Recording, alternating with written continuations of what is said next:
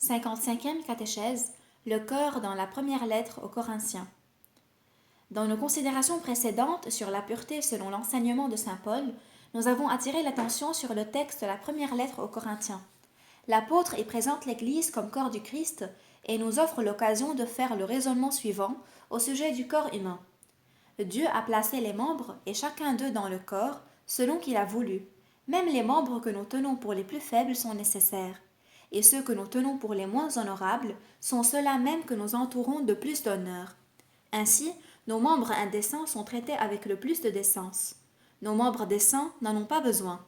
Mais Dieu a disposé le corps de manière à donner davantage d'honneur à ce qui en manque, afin qu'il n'y ait point de division dans le corps, mais qu'au contraire, les membres se témoignent une mutuelle sollicitude.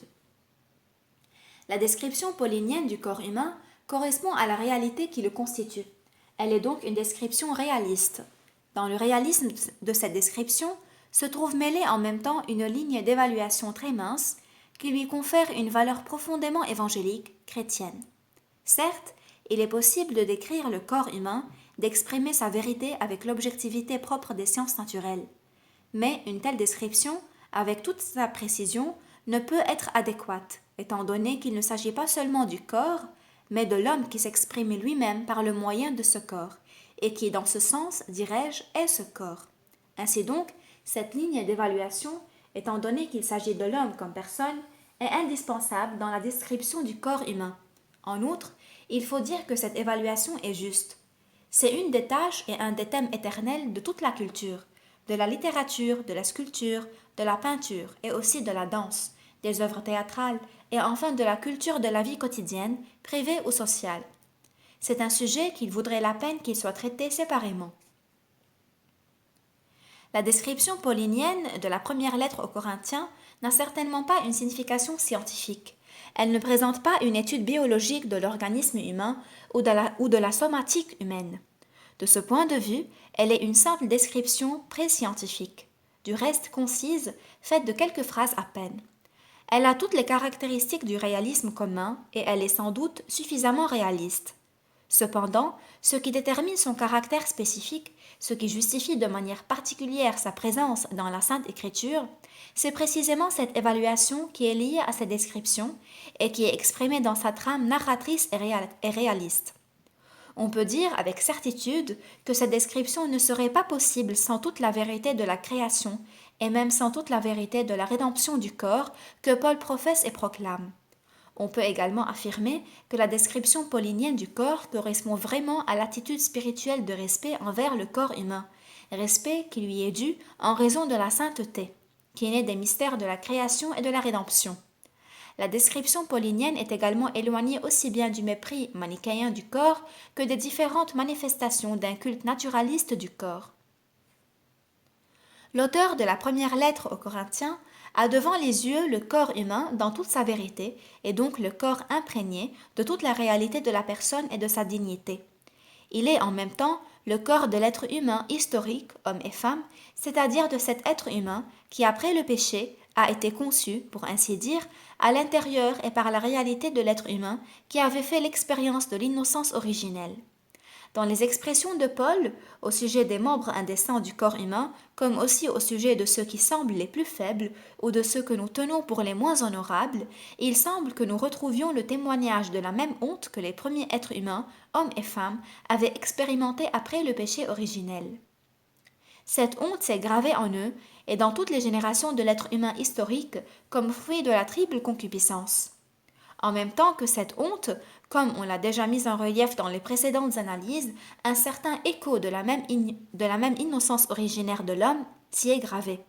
Presque un négatif de l'image dont le positif était précisément l'innocence originelle. La description paulinienne du corps humain semble confirmer parfaitement nos analyses antérieures.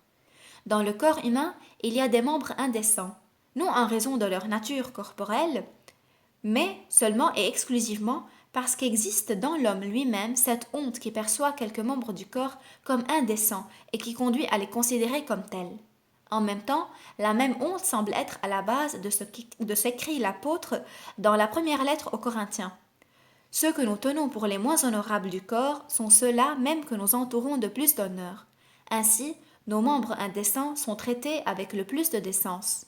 Ainsi donc, on peut dire que de la honte naît précisément le respect pour son propre corps, respect dont Paul sollicite l'usage dans la première lettre aux Thessaloniciens. C'est précisément ce fait d'user avec sainteté et avec respect qui se trouve retenu pour la vertu de pureté. En revenant encore à la description paulinienne du corps dans la première lettre aux Corinthiens, nous voulons attirer l'attention sur le fait que, selon l'auteur de la lettre, cet effort particulier, qui tend à respecter le corps humain et spécialement les membres les plus faibles et les plus indécents, correspond au dessein originel du Créateur ou à cette vision dont parle le livre de la Genèse. Dieu vit tout ce qu'il avait fait et voilà, c'était très bon. Genèse 1, 31. Paul écrit: Dieu a disposé le corps de manière à donner davantage d'honneur à ce qui en manque, afin qu'il n'y ait point de division dans le corps, mais qu'au contraire, les membres se témoignent une mutuelle sollicitude. La division dans le corps, dont le résultat est que quelques membres sont considérés comme plus faibles, moins honorables, donc indécents, est une expression postérieure à la vision de l'état intérieur de l'homme après le péché originel, c'est-à-dire de l'homme historique. L'être humain de l'innocence originelle, hommes et femmes, dont nous lisons dans la Genèse 2, 25, qu'ils étaient nus, mais qui n'en éprouvaient pas de honte, ne ressentait pas non plus cette division dans le corps. À cette harmonie objective dont le Créateur a doté le corps et que Paul précise comme étant une mutuelle sollicitude que se témoignent les différents membres, correspondait une harmonie analogue dans l'intimité de l'homme, l'harmonie du cœur.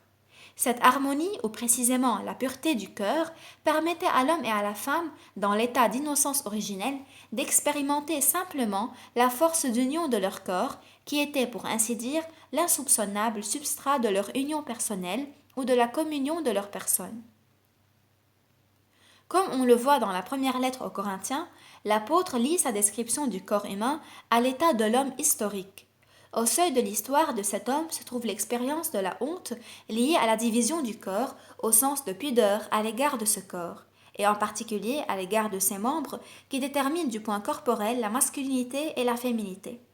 Cependant, dans la même description, Paul indique la voie qui, précisément sur la base du sens de la honte, conduit à la transformation de cet état jusqu'à la victoire progressive sur cette division dans le corps, victoire qui peut et qui doit se réaliser dans le cœur de l'homme.